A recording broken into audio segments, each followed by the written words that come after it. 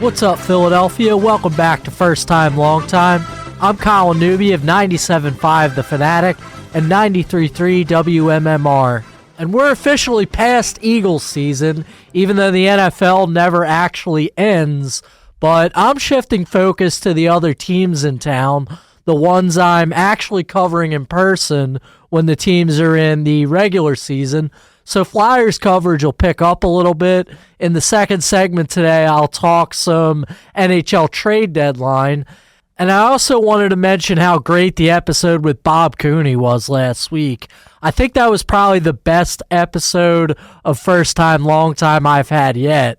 And for the friends that were texting me and stuff, I'm pumped too that I got someone who has as much expert knowledge as Bob to come on this show. And I hope it shapes all the listeners' impressions of Joel Embiid as much as it's shaped my impression in the years that I've gotten to know Bob and hear all the things that he says about how these things went down during the process years, especially. So shout out to Bob. Thanks for the favor for coming on the show. And if you haven't listened to that interview, head back to the podcast feed and get the Bob Cooney episode from 1 week ago. Today I wanted to start with some Philly spring training coverage, and because my content at 975thefanatic.com has started up, and I'm going to keep releasing stuff throughout the month of March, meaning I'll get more general team preview things going. I'm more interested in specific storylines, though, today, because very few people are on the daily grind of spring training. It's not the most entertaining television to watch, and I'm certainly not down in Clearwater. Really wish I was, but my first spring training piece that came out was about the backup catcher competition, which is not a traditional roster battle the way I see it. So you've got the starting lineup of this team pretty much set. The outfield is a little bit different, I guess. You're going to see Brandon Marsh and Max Kepler basically the starters in center field and left, but maybe Johan Rojas will rotate in a little bit. So that's, I guess, a question and a position battle that's going to be worked out during spring training. Also, the bench spots, especially with Weston Wilson going down. But I think backup catcher, at least among position players, is the question that I'm actually looking at most. But in order to understand that backup catcher competition, I think you also have to take a long look at the starting catcher. JT Realmuto is entering the final season of his current contract in 2025. He's going to celebrate his 34th birthday down in Clearwater, and this is a guy who only played 99 games last season. He's been known for his durability, but at this age, you really have to start to wonder how long he's really going to be able to keep it up. JT finished with his lowest OPS in 6 seasons with the Phillies last year. Remember, he missed that time with the knee surgery. That was after the MLB London series in early June. But he came back, ended up playing 99 games, and he still caught more regular season innings than anyone in the majors since 2022. And his workload has been extended into October each of the past 3 seasons. And he is a commanding lead among all MLB catchers in innings caught since the Phillies traded for him back in 2019. So the wear and tear is a factor here. He's past the age that a lot of MLB catchers start to decline, and you did see his offensive numbers dip a little bit. And Rob Thompson said something very interesting about him in exit interviews back in October, and that he wanted a lighter workload for Realmuto next year. Your catchers seem to be playing a lot as usual. Dave talked about a possible plan of cutting his time back a little bit. How realistically would you go about doing that given the current state of the backups? Yeah, I've got to talk to JT about that, first of all. But, we'll put a plan together, and whoever that backup is, we don't know yet, but we'll put a plan together because I think if you give JT some time off, some more time off, I think his numbers will get better. By giving him a few extra days off, the Phillies would hope that his offensive numbers will go back up. There's less tread there. He gets a little more rest. He can concentrate on offense. Maybe this works out. But in order for that to work out, you need to have a catcher behind him who can play a little bit more often than Garrett Stubbs. Think about the trust the organization had in Stubbs last season, and you can see it from a pretty clear indicator that you had to connect the dots on this offseason. Real Muto suffered the knee injury that I mentioned in May. He admitted that in an interview, but he didn't go out until early June. I took a look at the timeline here. Rafael Marchand didn't make his minor league debut until I think it was May 18th, but it was right around the time that the injury came up. So in the short term, it seems like what the Phillies might have wanted was to let Marchand get his legs under him before they had Real Muto go on the IL with that knee injury. What does that say about their trust in Garrett Stubbs? Do they think he can handle a workload? I mean, there's a case to be made, and I'm talking about outside the organization, that Stubbs just isn't even a major league catcher. I mean, take one look at the guy. He doesn't seem to have the body of a professional athlete, and his numbers don't exactly tell you otherwise. So in order to keep Real Muto fresh, don't you need a more capable backup catcher behind him? And I think that is a much bigger issue at play here when you look at the backup catcher position and how it's going to play out during spring training. And in a lot of ways, you can look at the 2025 season as a crossroads with the future of this position in the organization. Like I said, Real Muto on the last year of his contract. You know Stubbs isn't a long-term option as a starter. I think there is still hope for Marchand to be, but you need a lot of things to play out this year in order to weigh your evaluation and see what you have moving forward. If you look at Garrett Stubbs and Rafael Marchand, I don't think there's much of a comparison of who's the better player, at least when they're on the diamond. I have a chart on 975thefanatic.com with Stubbs' numbers from last year and his career, and then Marchand in a more limited sample size. Marchand has more power at the plate. He actually had more power at the major league level than he has at a lot of points at the minor league level, which is a little strange. Maybe that evens out while he has more time. But Marchand definitely has a more athletic swing. He's also a switch hitter, which brings a little bit of a different dynamic to the Phillies. They will almost definitely start the season without another switch hitter on the active roster. And when you look at Stubbs by comparison, 7 career home runs, an OPS plus of 69 throughout his entire major league career, it's just not a comparison. Stubbs also had a little bit of trouble throwing out base runners last season.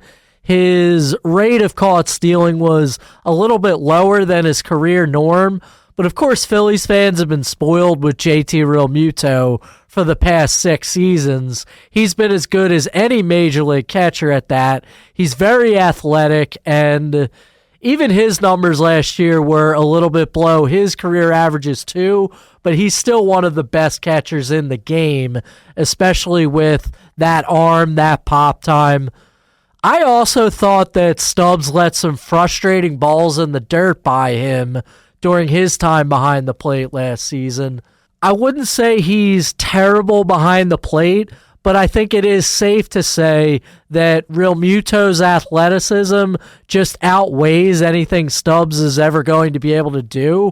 And I think Marchand has a much higher ceiling in that capacity than Stubbs does also. Now, also consider that the organization, from most reports, does seem pretty confident in Stubbs' ability to call a game.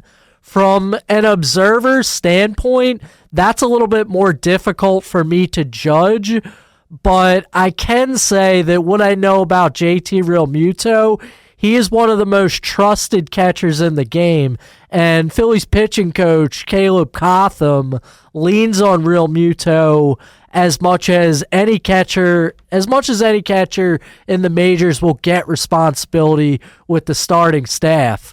And remember, in terms of game preparation, all the way back to last season when I was playing clips from my old interview with Joe Madden, I think pitcher preparation is some of the most important ways to think the game, and I think you've got to give JT Realmuto credit for his role in that with the Phillies pitching staff. But that's what helps me arrive at the conclusion that Stubbs is not a replacement for Realmuto, and he's really not even a backup for another season if you want to add a little bit of a workload on there. Rafael Marchand, I do think he's capable of that. However, there's a serious problem. This guy has been injured all the time. When you look at the injury history, it's even worse than the organization leads on, to be honest. This guy is 26 years old now, and the expectation that he's just going to come in and play a full season when he never has before, well, that would be a little bit foolish. You shouldn't just assume things like that, and when you do, you leave yourself vulnerable to a situation like the one they might face with Garrett Stubbs. Now, Stubbs does have one minor league option left. That's another factor of why I think Marchand wins this job, because he doesn't have options left. But if Marchand were to go down early in the season, or if Realmuto were to go down, there's this comfort level with Garrett Stubbs that the organization might just feel the need to lean on. And I don't think a team with World Series hopes should have that kind of comfort level in a player of Stubbs' caliber. Think even as recently as September of last year. So there had already been conversations about Marchand versus Garrett Stubbs when Realmuto came back from the injury list. A lot of people said that they would rather have Marchand stay up, but the organization wanted him to get regular at-bats down at AAA and see if he could handle a full-time workload. Well, fast forward to September, Realmuto's out for a couple days. They call up journeyman Aramis Garcia to step in behind Stubbs. Why? Because Marchand was hurt again. You really set yourself up for failure if you're counting on this guy to alleviate the wear and tear on JT Realmuto. I think it's a lofty goal, and I just really don't think that it's a front office strategy the Phillies should employ if they do end up sticking with it all the way into the regular season. The Phillies also got a pair of minor league catchers in the offseason, both of them 27 years old, Peyton Henry and Paul McIntosh, but I don't see them fitting into the big league picture in 2025. You have Eduardo Taid, who's their top catching prospect. He is fourth ranked prospect within the organization, but he's only 18 years old, and he's never played above single A. So he's not going to factor in this season, and I highly doubt he factors in next season if they do decide to let JT Realmuto walk. Now, do you want to sign a veteran backup catcher to be an insurance policy immediately? I looked at the guys available. You got Yasmani Grandal, who's 36 years old, and James McCann, who's 35 years old. Those guys have legitimate track records, but first of all, are you expecting the organization to do that? I'm not. And second of all, even if they did, are you really going to ask those guys to be legitimate contributors? Like a lot of problems within the Phillies organization, though, other teams would kill to have this issue. The Phillies have a top-tier MLB catcher penciled in as their starter. Even if JT Realmuto is not as good as he used to be, that is still the case. But this awkward catching dynamic, it really does leave the possibility of major changes after this season and somewhat of a liability in season. You set yourself up with this lack of depth for possible issues that might arise. But that's my biggest storyline of spring training. The next topic, and I'm going to save this one for next week, it's one that's annoyed me to no end in recent seasons. It's a tired conversation, and it's one that people have ignored me on for multiple seasons now. It's Rob Thompson's lineup construction and whether Trey Turner or Kyle Schwarber should hit leadoff. But I'll save that infuriating conversation probably for next week. Let's get to some hockey talk after the break. If it's happening in Philly sports, Colin Newby's talking about it. Go with him behind the scenes of legendary sports venues with the best athletes and the most iconic media personalities of the greatest sports city in the world. What's up, Philadelphia? Welcome back to First Time, Long Time. We've got the NHL trade deadline on Friday. That's March 7th. It's at 3 p.m. Eastern. And I think trade rumors have really just exploded over the last maybe decade or so because they're just so popular for online chatter and any kind of internet content. So I wanted to make sure I made this a priority, even though I don't love trade speculation as content with the most substance. I do still think it's important to bring some original ideas about the players who are involved in these trade rumors. And I've got 4 guys on the Flyers who I think should at least be in trade talks. We'll see if they actually get moved by Danny Briere before Friday. But you got Rasmus Ristolainen, Scott Lawton, Eric Johnson, and Andrei Kuzmenko. Seemingly logical possibilities for the Flyers to move. I do consider them sellers once again. I know they're in the playoff race, but they've slipped down the Eastern Conference standings a little bit, and that wild card race is just so crowded that I don't think it's really something worth pursuing. I think they have very small odds to get into the playoffs, way smaller than they did last year when they were sellers. And then even if they do get into the playoffs, I don't see any way that outweighs the goals that they've already stated more than enough times on the record of chasing long-term success and a Stanley Cup. And Danny Briere has reinforced that much over the last couple of months. And also remember one important factor here. The Flyers have already made a pretty big in-season trade. They flipped Morgan Frost and Joel Farabee to Calgary on January 30th, so a little over a month before the trade deadline. Don't know if you want to consider that a deadline deal, but it is a pretty significant move to ship out 2 roster players who were contributing more or less at the NHL level, even if they weren't maybe hitting their full potential, at least not to the level that they wanted to be. And also consider that any big splash that Danny Briere makes is a lot more likely during the offseason than it is at the trade deadline. Like, he's acknowledged a lack of center depth, and I shouldn't even say depth, centers at the top. Anybody who can play next to Matvei Mishkov or Owen Tippett, a high skill player like that, Travis Konechny also. I wanted to trace back to Danny Briere's midseason press conference. This was right before the Flyers traded Frost and Farabee. Briere addressed some rumors specifically about Ristolainen and Scott Lawton. He basically said that he has the leverage here. Neither of those guys are impending free agents, so he spoke a little bit about their future with the Flyers or on another roster.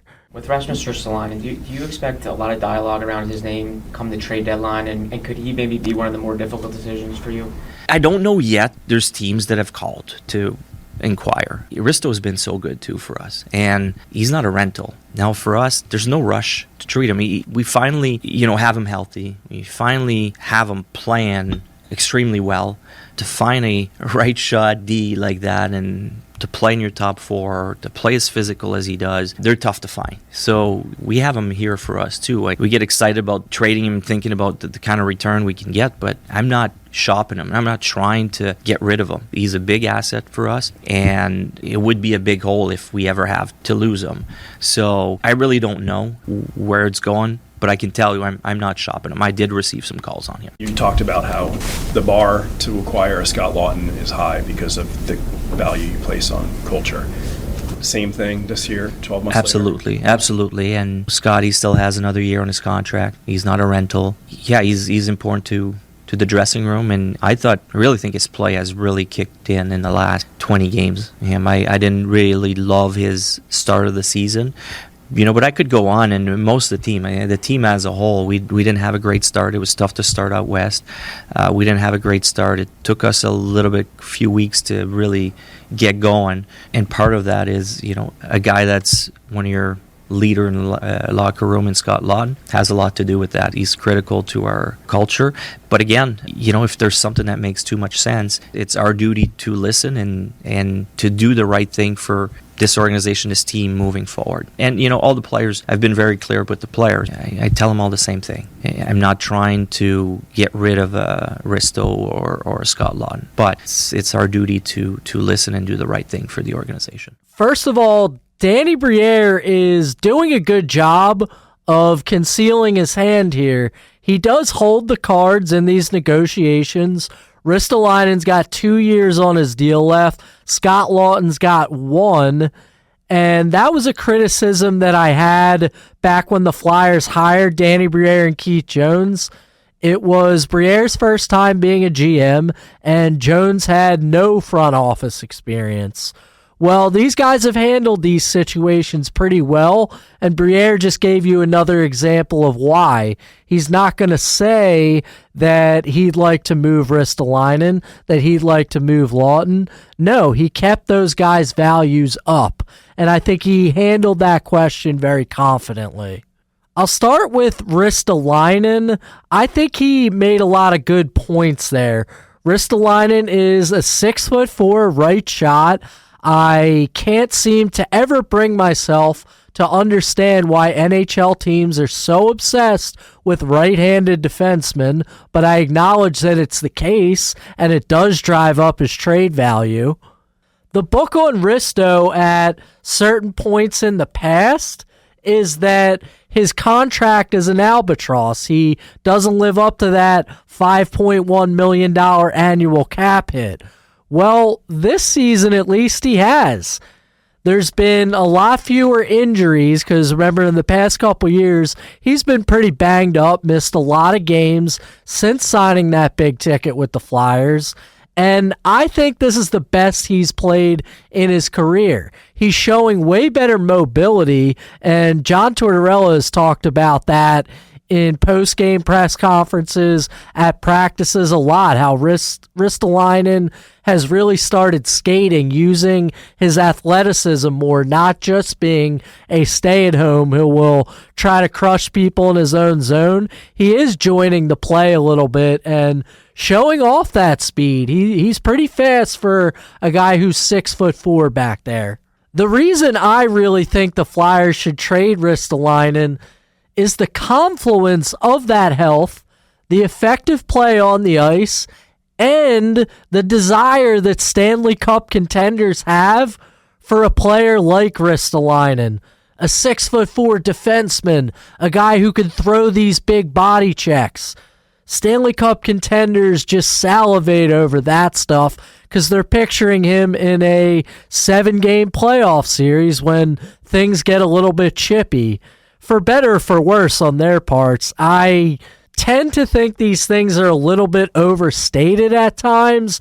Just watching Ristolainen play, I think that has not been taken out of his game. That would be taking it a little too far, but I think it's a lesser part of his game than it was when they acquired him from the Buffalo Sabres a few years ago. But Ristolainen's never played in a playoff series. Buffalo has missed the playoffs for over a decade since the beginning of his career, and then since he came to the Flyers, they haven't made it.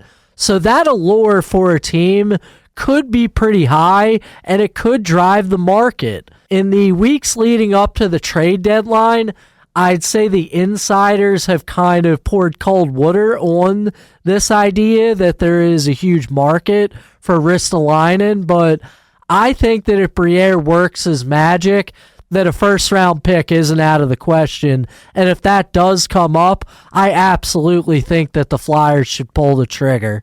Ristolainen had been talked about the most in the first half of the season, at least. But I think in the last few weeks, the conversation, at least on the Flyers' part, has shifted to Scott Laughton.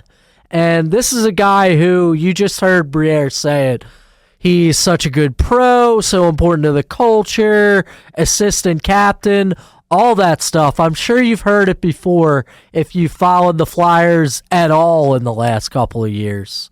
Is that true about Scott Laughton? Yes, but it's another thing where you have to weigh all of these factors. The guy scores at basically a third-line rate, so he's a role player. He can alternate between wing and center. He has for the majority of the past 5 seasons, but is he ever going to be a top-line player for a Stanley Cup team? Is he ever even going to set a new career high in points, which is 43 at this point? I don't think that he is, and you can't hold on to guys like that forever. Laughton's got 1 year left on his deal. That's $3 million for next season, but the Flyers have held on to him for a long time. He's been in trade rumors like every year since, I guess it was 2021, the year they extended him right at the deadline to keep him in Philadelphia. And they look at his intangible value almost to the point where it outweighs what he does on the ice.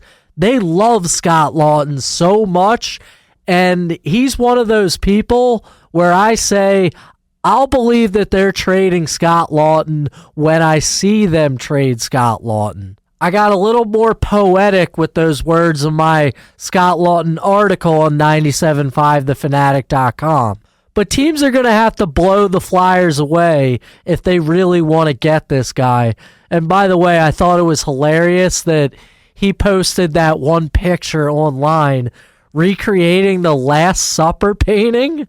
I heard a story from Elliot Friedman saying that Laughton wanted to include a lot of the Flyers' equipment staff in that picture. I know Eric Johnson and Travis Konechny were also in there, but I thought it was hilarious that he threw a curveball into the online trade rumors here. So we'll see how it turns out, given that the NHL insiders have really shifted their focus, and they seem to think it's more likely than they've suggested at other times in the past, at least. Third Flyer I wanted to talk about is Eric Johnson, and a lot of people might have forgotten that this guy existed, to be perfectly honest with you.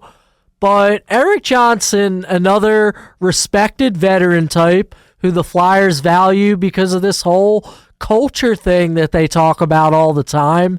He's been a healthy scratch for pretty long portions of the season. He's only played 22 games this year and only 7 since November 20th. Remember, he played his 1,000th career NHL regular season game back early in the year. But the Flyers like Eric Johnson because he's somewhat of a mentor for a lot of these guys. He was good with Emil Andre when he was up earlier this season. He's mentored Jamie Drysdale a little bit. And even when Jet Luchenko, a center, was on the team at age 18 back at the beginning of the year, Eric Johnson actually approached Luchenko and asked him if he wanted to live at his house in the meantime.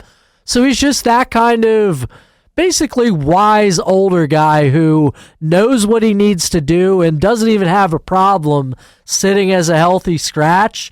He's a 7th defenseman at this point in the year, but that means that a Stanley Cup contender might actually want him. He's a good fit in that role as essentially an insurance policy.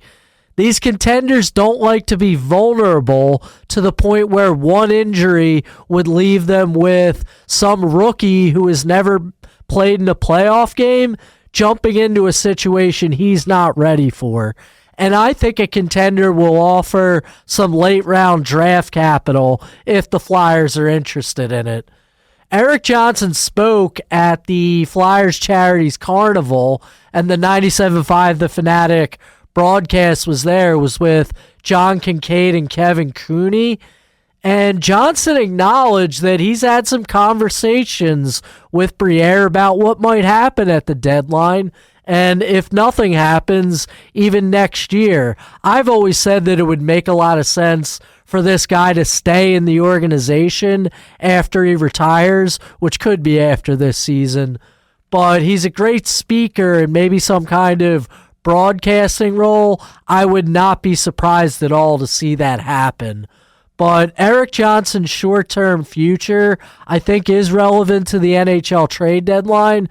Don't be stunned if you see this guy moved in a much smaller scale trade, especially in the hours leading up to the deadline when teams have explored all options and maybe they want to consider something that they weren't actually set on in the final weeks leading up to the deadline. Last guy I want to talk about is Andrei Kuzmenko.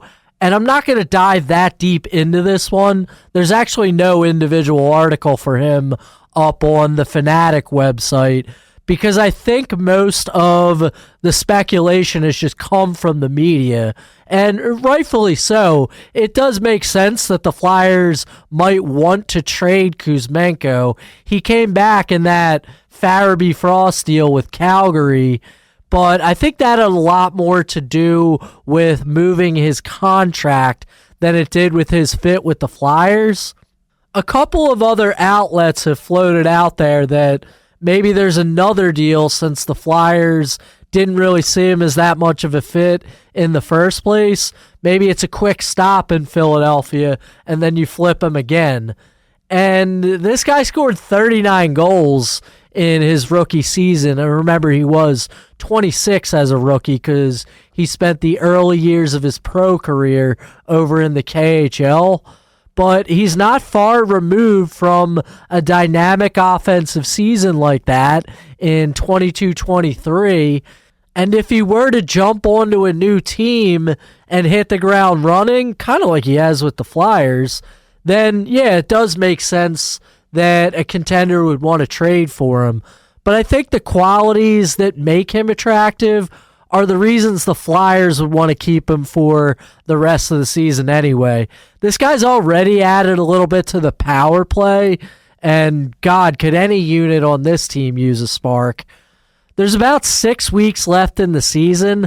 I think what the Flyers ultimately will do is keep this guy on the roster and see if he shows anything headed into free agency that's going to increase his value on the market to maybe come back to the Flyers. Sure, I believe they'd leave the door open for that possibility, but he's probably thinking in terms of the rest of the league also, who's evaluating his body of work. So keep an eye on Kuzmenko, even though I don't really think anything's imminent.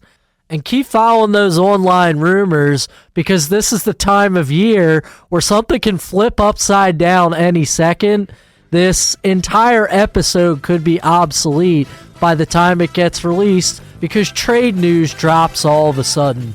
Next week, I'll break down the final decisions, see if any of these guys aren't on the Flyers anymore, and tell you what it means for the rest of the season. Check back in then, Philadelphia.